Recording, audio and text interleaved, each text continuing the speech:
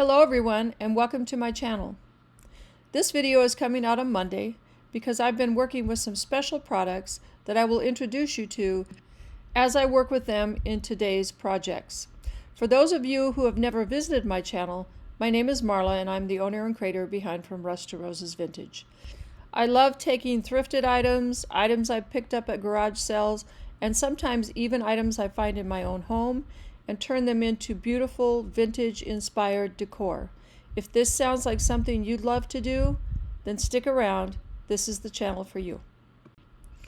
The inspiration for today's Project 1 came from something I saw on Pinterest, a beautiful little pumpkin that was made out of strips of paper from an old book. However, I decided I was going to use some old sheet music and a beautiful fall-inspired decoupage paper from Upcycled and try to make a similar pumpkin but a larger pumpkin. Now, I haven't mentioned that I am a subscriber to Sonnet's Maker's Box. If you've never watched Sonnet's Garden Blooms on YouTube, then you really should check it out. Sonnet was one of the first creators I started watching when I decided that I wanted to go into the business of upcycling thrifted items. And I can't begin to tell you how much I have learned from her through watching her videos and from being a member of her creative membership group. So if you watched what I was doing, instead of using glue or a medium like DIY liquid patina, I used to spray adhesive on the sheets of music paper. I was afraid if I used anything wet, the paper would ripple up as it dried, and I didn't want the strips for my pumpkin to be like that. So once I had trimmed all of the edges, I went back and I cut each sheet into strips approximately 2 1/4 inches wide. When I was done, I think I had about 18 strips of paper. You can see how beautiful the decoupage paper is just by looking at these strips. I then got a toilet paper roll and covered it with another piece of the decoupage paper because it was going to serve as the center of my pumpkin. Before I started gluing the pieces in, I cut the corners off on each end so that I would have a tip that I could glue down inside the toilet paper roll. I used some hot glue, glued it in there, held it down with my thumb until it was dry, and then I flipped it around and glued the other end to the bottom of the toilet paper holder, all the while checking to make sure that I was getting the loop that I wanted for the side of my pumpkin. I continued this process all the way around the pumpkin, first by putting strips across from one another and then doing 2 on the other side, so like north, south, east, and west. And then once those 4 were in, and I checked it to make sure it was stable and it was going to stand up like I wanted it to, I added the rest of the strips of paper until I had it filled in, and I was happy with the way it looked.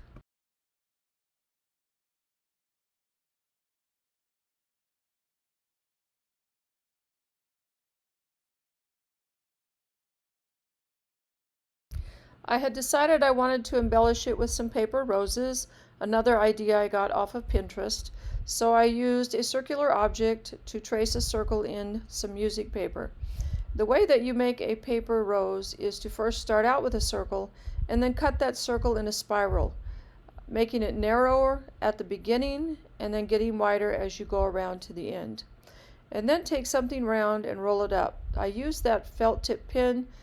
However, I realized right away that it was too fat and it wasn't going to give me the tight spiral in the middle that I wanted for the center of my rose.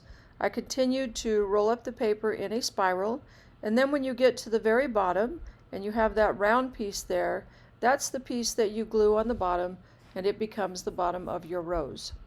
And then you can let the inside of the spiral uncoil as much as you want to get the size rose that you want. I ended up making 3 roses for this, 2 small and 1 large. I decided I would embellish around the stem a little bit before I added the roses. So I took some leaves off of a Dollar Tree sprig of florals that I had and some Spanish moss and glued them around the top. For the stem, I used a piece of tree branch that I found in my backyard.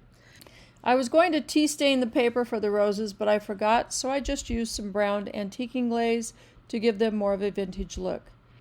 As a last step, I added a little bow between the roses and one of the leaves, and then I glued the entire pumpkin to a 4-inch wooden round to give it some stability.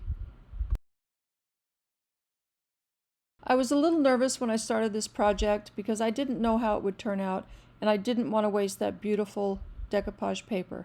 However, I am so happy with this pumpkin, I'm probably going to make a couple more. Please let me know what you think. For project 2, I went into my stash and I pulled out this cutting board. I think it's made out of bamboo, and it does have that hole in the corner, which makes it really hard to put a hanger there. So I decided I would make it more like a shelf sitter or something you could put on your countertop. In Sonnet's Maker's Box, you get several decoupage papers as well as several types of paint. This decoupage paper that I'm using here is from Connie's Lines and Designs. I love her 3 picture decoupage papers because it gives you an opportunity to do more things. When I saw this, at first I wasn't sure what I was going to do, but then almost immediately I thought pumpkin stack. And so I cut the big one out for the bottom, and then I used the 2 smaller ones and cut them so that as the pumpkins went up the board, they gradually got smaller.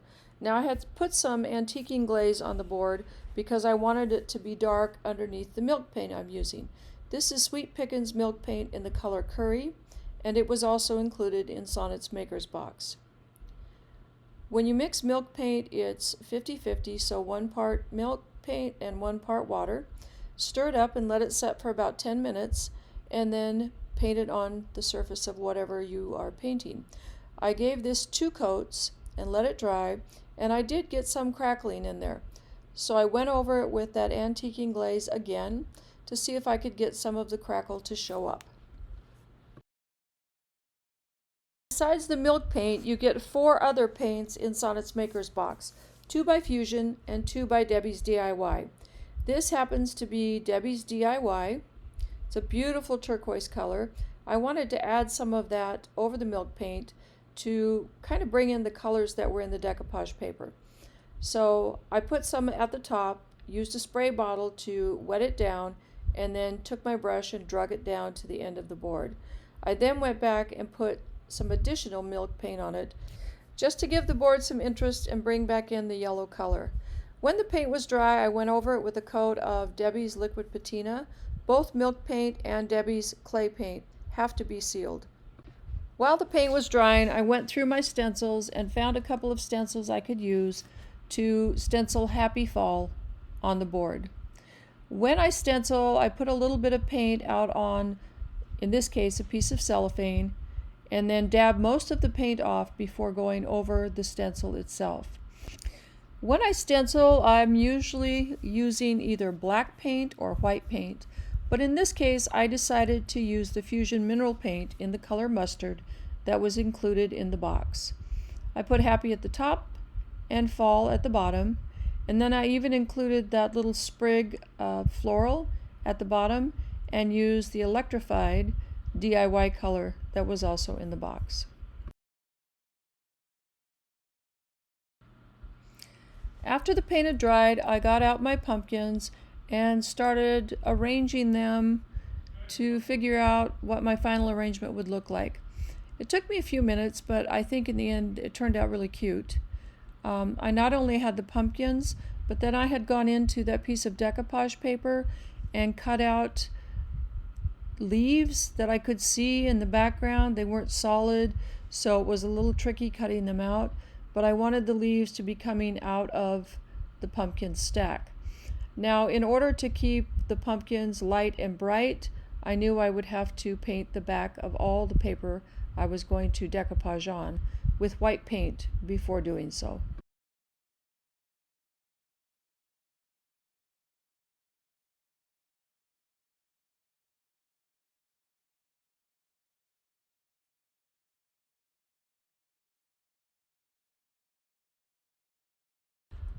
Once the pumpkins had dried, I got out my DIY liquid patina and began decoupaging them onto the board.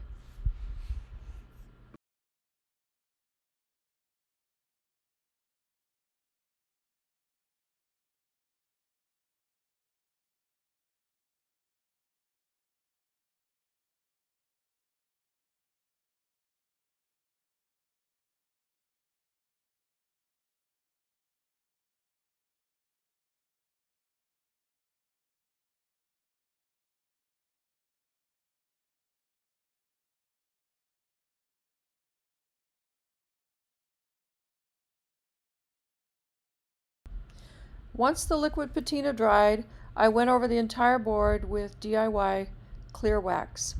I wanted to put dark wax on it to give it a more vintage look, but in doing so, I always put the clear wax on first, and that will allow me to remove any excess dark wax that I don't want.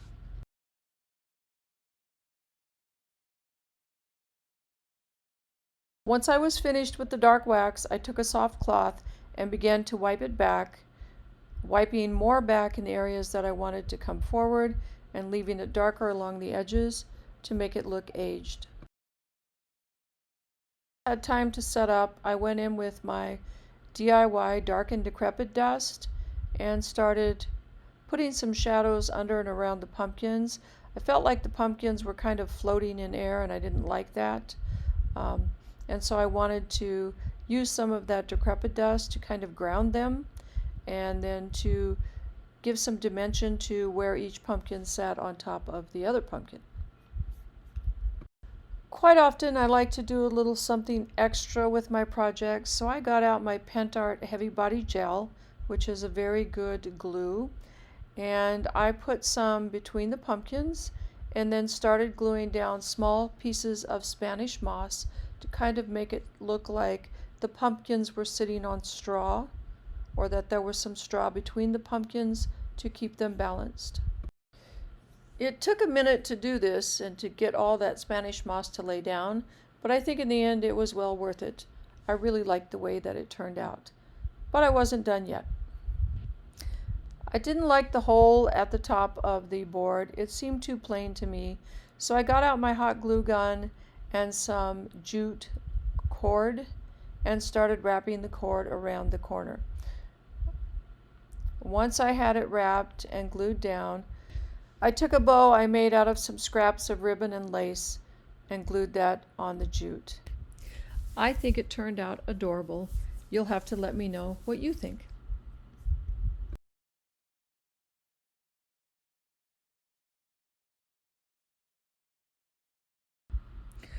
For project 3, I grabbed a rolling pin that I had painted French eggshell several weeks ago, but then never did anything with it. And I thought the color would work perfect with the napkin that came in Sonnet's Maker's Box. This is one of the prettiest napkins I've ever seen.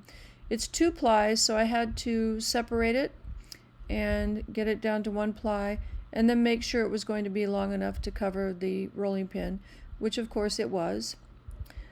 And then I got out my liquid patina and I started to decoupage it down. Now I started with a starter strip as I was looking at it facing me, and then decided it would be easier to finish decoupaging if I turned it around and rolled it very slowly away from me as I applied the liquid patina. I used one hand to paint the patina on and another hand to stretch out the napkin to keep it tight as I was rolling the rolling pin with the liquid patina on it. It actually worked out a lot better than I thought. At first I thought it was going to be difficult to get this napkin on the rolling pin.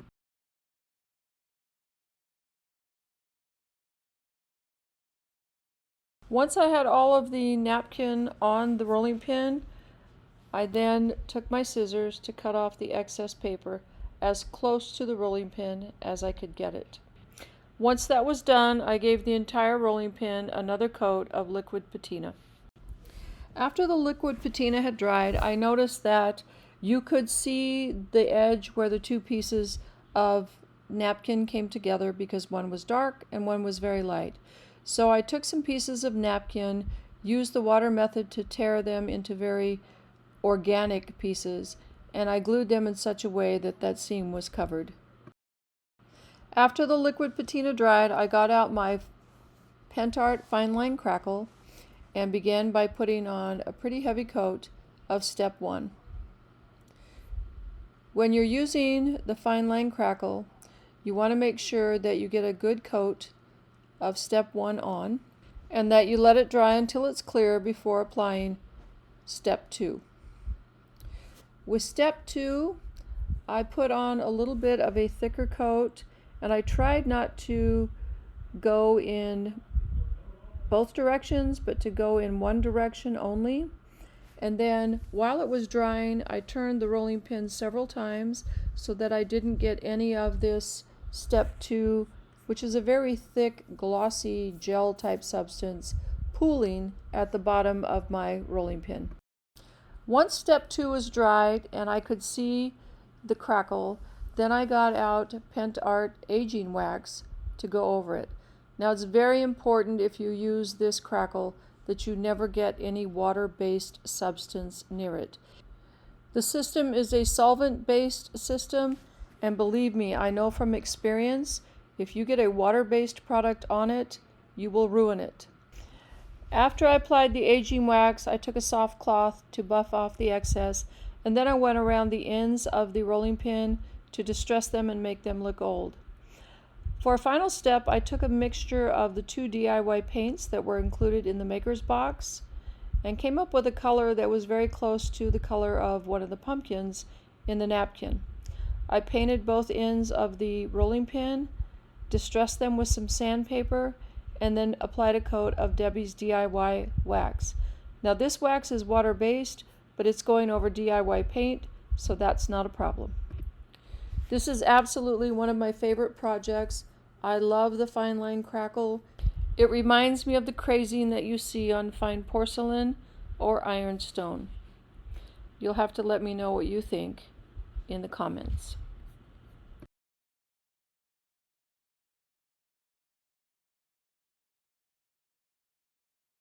As I mentioned, all of these projects were done with items that came in this month's maker's box. I love the challenge that it presents me with because it includes papers and paints that I wouldn't necessarily put together on my own. And there are so many items in the box that you can do multiple projects. I haven't even come close to using everything that came in this box. If you're interested in subscribing, I've included an affiliate link with this video. Thank you for watching and have a great week.